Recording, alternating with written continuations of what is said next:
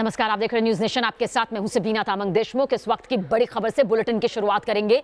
Corona news train पर AIIMS के निदेशक का बयान यहां पर सामने आया है। एम्स निदेशक का क्या बयान सामने आया आपको बताते हैं। वैक्सीन में बदलाव मुमकिन है, रणदीप गुलेरिया की तरफ से यह कहा गया है। न्यूज ट्रेन के अलग लक्षण नहीं दिख रहे हैं, ये भी उनकी तरफ से कहा गया। तेजी से संक्रमण, लेकिन डरने की जरूरत नहीं। इस बीच उन्होंने इसका भी जिक्र किया है। तो इस वक्त की सबसे बड़ी खबर आपके सामने रख रहे हैं, रिपोर्ट आप देखेंगे।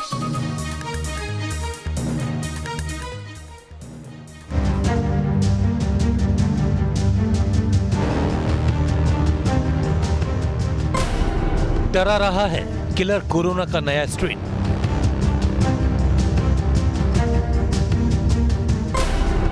वायरस के नए रूप से मची है सनसनी।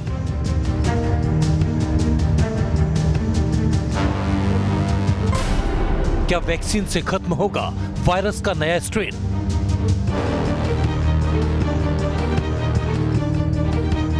इंसानों का डेथ वारंट साबित हुए जानलेवा वायरस का कहर खत्म होने का नाम नहीं ले रहा। चीन के वुहान से पैदा हुआ यह वायरस पूरी दुनिया में कोहराम मचा चुका है। किलर कोरोना से बेदम दुनिया में उस वक्त खुशी की लहर फैल गई जब रूस के बाद अमेरिकी कंपनी फाइजर ने कोरोना वैक्सीन बनाने का दावा किया।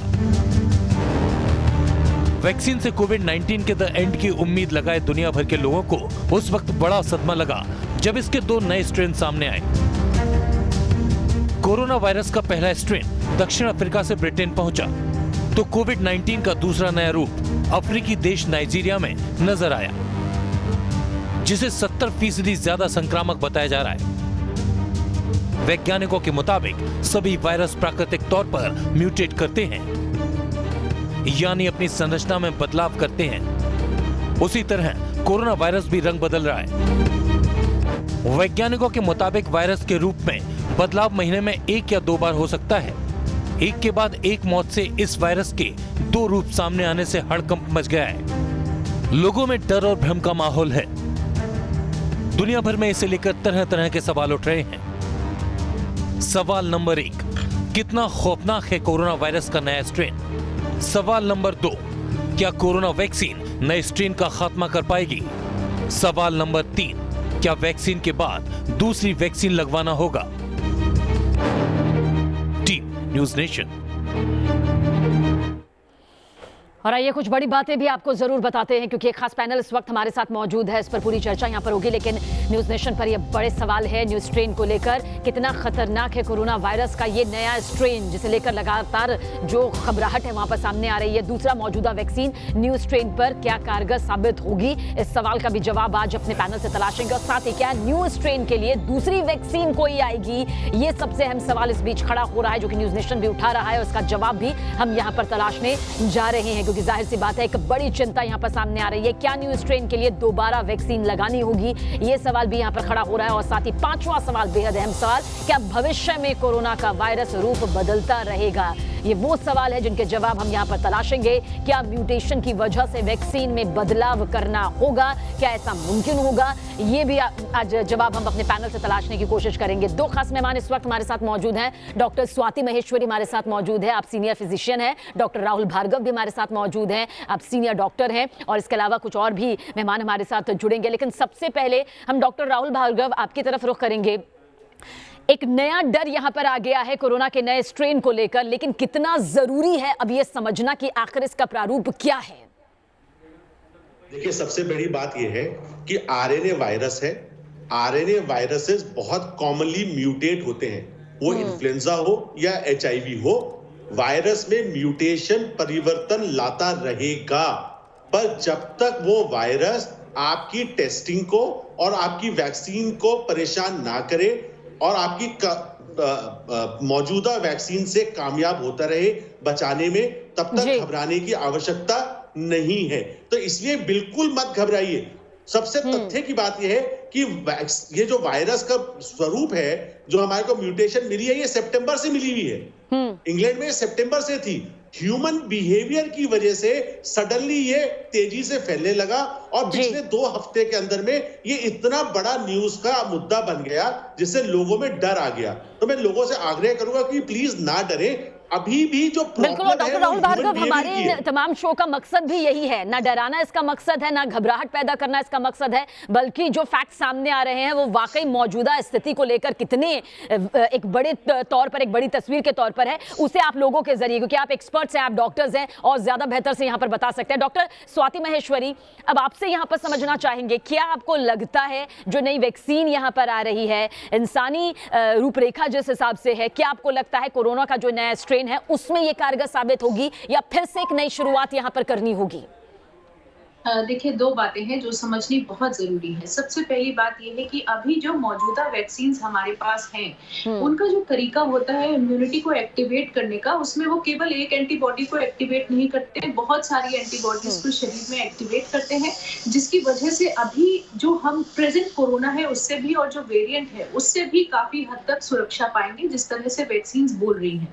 क्योंकि अगर वेरिएंट के अगेंस्ट एक्टिव उतना नहीं होगा तो भी कम से कम लोगों को बहुत गंभीर बीमारी कोरोना की वजह से नहीं होगी। वहीं कंपनीज ने साफ तौर से ये बात भी बोली है कि अगर वैक्सीन के उसमें उन्हें कोई संशोधन करने की जरूरत होगी, कोई चेंजेस करने की जरूरत होगी, तो उसमें भी ज्यादा वक्त नहीं लगेगा। और ये इस वजह से क्योंकि अब जिस नई टेक्नोलॉजी से वैक्सीन को बनाया जा रहा है उसमें जेनेटिक इंजीनियरिंग जो हो रही है वो लैब के अंदर ही हो रही है और ये हमारे हाथों में है और इसको करना बहुत आसान है, क्योंकि हम वायरस के कोई लाइव पार्ट्स का इस्तेमाल नहीं करते हैं, इसमें हम जेनेटिकली बनाते हैं इस वैक्सीन को। तो इसलिए अगर उसमें कुछ छोटे फेरबदल करने की जरूरत होगी तो वो भी कंपनीज ने साफ बोला है, फाइजर ने भी बोला है, अभी आपने देखा एम्स के डॉक्टर ने भी बोला है।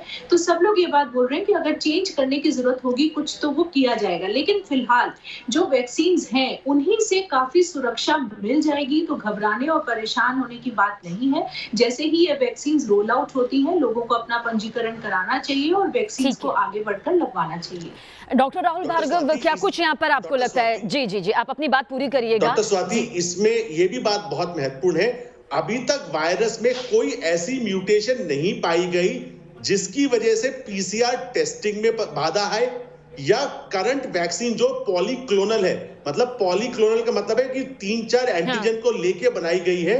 बिल्कुल डॉक्टर राहुल भार्गव, आपसे यही समझना चाहते हैं कि और कितने वक्त का इंतजार यहाँ पर करना होगा, कितने हफ्तों का यहाँ पर इंतजार करना होगा ताकि तस्वीर पूरी तरह साफ हो जाए? क्योंकि जाहिर सी बात है, एक डर है, हम सतर्क हैं, हम सावधान हैं, हम समझते हैं कि हमें परिस्थितियों को समझना है, लेकिन फिर भी कितने हफ्ते का वो वक्त है जो समझा जा सकता है कि आखिर ये सब क्या है न्यू स्ट्रेन?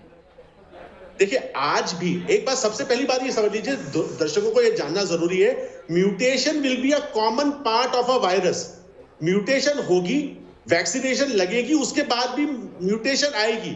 सिलेक्टिव बर्डन जिसे हम कहते हैं, प्रेशर बर्डन जिसे कहते हैं, वायरस उससे म्यूटेट होता है, ये उसकी नेचुरल प्रक्रिया है। एंटीजेनिक शिफ्ट या एंटीजेनिक ड्रिफ्ट जिसे हम बोलते हैं, वायरस में छोटे छोटे जो चेंजेस होते हैं उसे हम एंटीजेनिक ड्रिफ्ट बोलते हैं। बहुत बार वायरस ऐसा भी होता है कि दो प्रकार के वायरस म्यूटेट होके एक नया वायरस बनाते हैं, तब हमारे को पीसीआर टेस्टिंग में और वैक्सीनेशन को बदलाव लाने की जरूरत पड़ती है। बट आज अगर हम 26 दिसंबर की बात करें, आज हमारे पास कोई ऐसा डेटा नहीं है जो ये बोले कि करंट वैक्सीन कारगर नहीं होगी।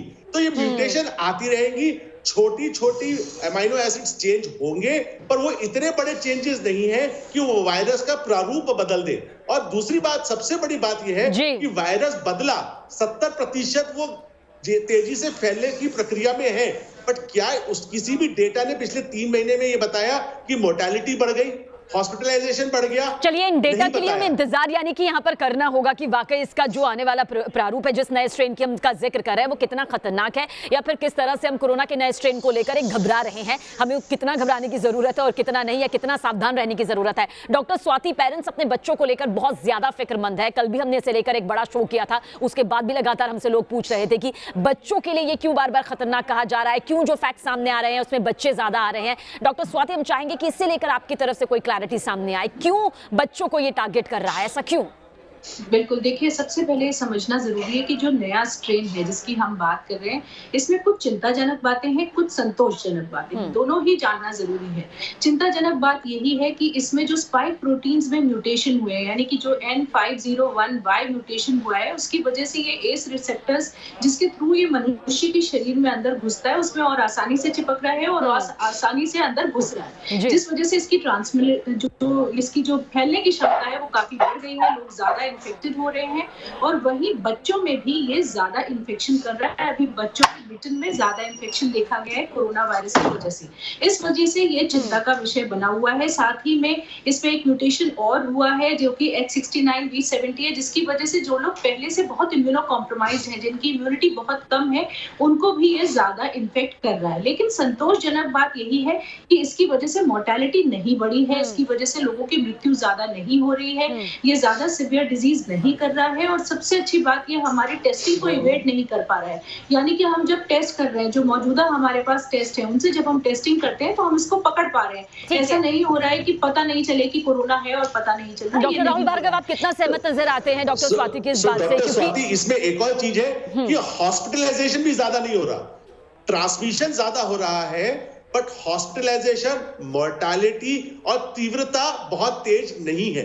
तो लोगों के लिए, और इंपॉर्टेंट चीज ये है कि ब्रिटेन में लास्ट 4 हफ्ते में चीजें क्यों बढ़ी, क्योंकि ह्यूमन बिहेवियर ऐसा था। वायरस का तो जो स्वरूप था, सर बिल्कुल आपसे आएंगे और डिटेल से यहाँ पर समझेंगे, क्योंकि हमारे दर्शक कोरोना के इस न्यू स्ट्रेन को पूरी तरह समझना चाहते हैं। हर भ्रम हर डर हम दूर यहाँ पर करना चाहते हैं। कुछ और खास मेहमान भी हमारे साथ जुड़ेंगे, कुछ और डॉक्टर्स एक्सपर्ट जुड़ेंगे। डॉक्टर अनिल गोयल हमारे साथ जुड़ेंगे, हमारे साथ इस वक्त वो मौजूद है। सर आपका भी स्वागत है, लेकिन एक छोटा सा ब्रेक, बहुत जल्द हाजिर होते हैं, आपकी तरफ लौटेंगे।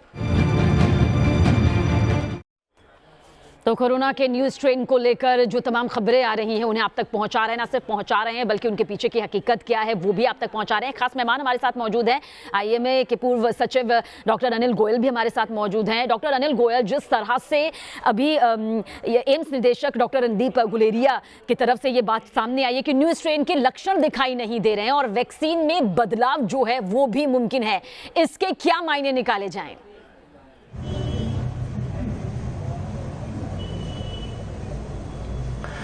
देखिए, न्यू स्ट्रेन से आपने जैसे कहा कि इन्फेक्शन ब्रिटेन में पाया गया कि ये एपिडेमिक ज़्यादा तेजी से फैला सकता है, लेकिन निश्चित रूप से हिंदुस्तान में हम ये देखते हैं क्या क्लिनिकली लोगों में क्या प्रॉब्लम हो रही है। जैसे कि आपने पूछा बच्चों में इन्फेक्शन हो सकता है थ्योरेटिकली, लेकिन हम लोग ये हिंदुस्तान में ये नहीं पा रहे कि बच्चों में इन्फेक्शन है। सिम्टम्स सेम रहते हैं, जैसे खांसी है, जुकाम है, बुखार है या निमोनिया होना है। और अभी भी यही बात सत्य है कि वो इम्यूनिटी जिनकी कम है उनमें ज़्यादा इन्फेक्शन हो रहा है। यंग लोगों में अब ये ज़्यादा इन्फेक्शन हो सकता है। मैं दोबारा कहना चाहता हूँ, बच्चों में अभी कम इन्फेक्शन है असली चीज़, और ट्रीटमेंट भी सेम है, इलाज भी वही है जो अभी तक हम बाकी पहले वाले वेरिएंट में दे रहे हैं। तो इसीलिए इससे चिंता का विषय नहीं है, लेकिन अलर्ट रहना है कि ये शायद बच्चों में भी हो सकता है। और अलर्ट क्या है, वही 2 गज दूरी जरूरी, मास्क है जरूरी, और क्राउडेड एरिया में न जाएं। बच्चों की जैसे अब लगता है स्कूल्स नहीं खुल पाएंगे, मुझे लगता है बच्चों के स्कूल्स जो खुलने की संभावना हो रही थी वो शायद अभी 2-3 महीने फिर टल जाएगा, जब तक कि इसके और जीनोम की स्टडी नहीं होगी और इसके क्लिनिकल पैरामीटर्स और नहीं आएंगे। हमको ये समझना है क्लिनिकल पैरामीटर्स होती है, एपिडेमियोलॉजिकल पैरामीटर्स हैं। भार्गव भी कुछ कहना चाहते हैं। डॉक्टर राहुल भार्गव, क्या कुछ आप कहना चाहते हैं वो जरूर कहिए, लेकिन इस बीच ये भी बता दीजिए कि तेजी से संक्रमण, लेकिन डरने की जरूरत नहीं, ये जो यहाँ पर सामने आया है एम्स निदेशक की तरफ से, इसका क्या मतलब यहाँ पर समझा जाएंगे? हम चाहेंगे 3 चीजें समझनी आवश्यक है कि D641G वेरिएंट आया मलेशिया में अगस्त में, वो ज्यादा इन्फेक्टिव था, बट वो डेड नहीं कर रहा था, वो होस्ट को मार नहीं रहा था, क्योंकि वायरस के खुद के बेनिफिट में है कि वो होस्ट को ना मारे और ट्रांसमिट ज्यादा करे। तो जब हम इस बात को कहते हैं कि वायरस भी समझदार है, तो इसका मतलब ये है कि वो इन्फेक्टिव कराएगा पर डेडली नहीं होगा। तो बार बार ये कहना आवश्यक है कि ये स्पाइक प्रोटीन में जो चेंज आया है ये डेडली नहीं है, ये ज्यादा डेथ, मृत्यु दर को नहीं बढ़ा रहा है, इसलिए आपको घबराने की आवश्यकता नहीं है। चलिए डॉक्टर अनिल गोयल, क्या आप इस बात से सहमत नजर आते हैं जो डॉक्टर राहुल भार्गव यहाँ पर कह रहे हैं, क्योंकि हमें दोनों पहलुओं को यहाँ पर समझना है। क्या कुछ आप कहते हैं इस बारे में जो अभी डॉक्टर राहुल भार्गव ने कहा? बिल्कुल बिल्कुल, मैं मैं भी यही बोल रहा हूँ कि घबराने की जरूरत नहीं है, लेकिन अलर्ट फिर से रहना है। मैं और इसमें ऐड करूंगा कि अगले 2-3 महीने हिंदुस्तान के लिए बहुत इंपॉर्टेंट हैं कि ये दोबारा से ये ना बढ़े। अभी हम देख रहे हैं कि पूरे हिंदुस्तान में ये 20,000 के नीचे और दिल्ली में 1,000 के नीचे आ गया। यही ट्रेंड हमको कंटिन्यू रखना है।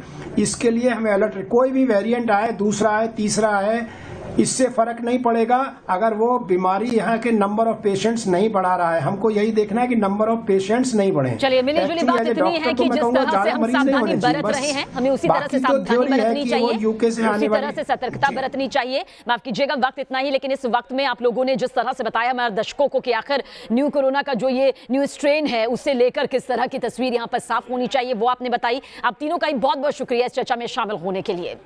तो कोरोना के न्यू स्ट्रेन को लेकर सीधे और साफ तौर पर कहा जा सकता है कि अभी फिलहाल डरने की जरूरत नहीं है, लेकिन सतर्कता, सावधानी 100% बरतने की बेहद जरूरत है। कोई भी अपडेट लगातार हम आप तक यूं ही पहुंचाते रहेंगे।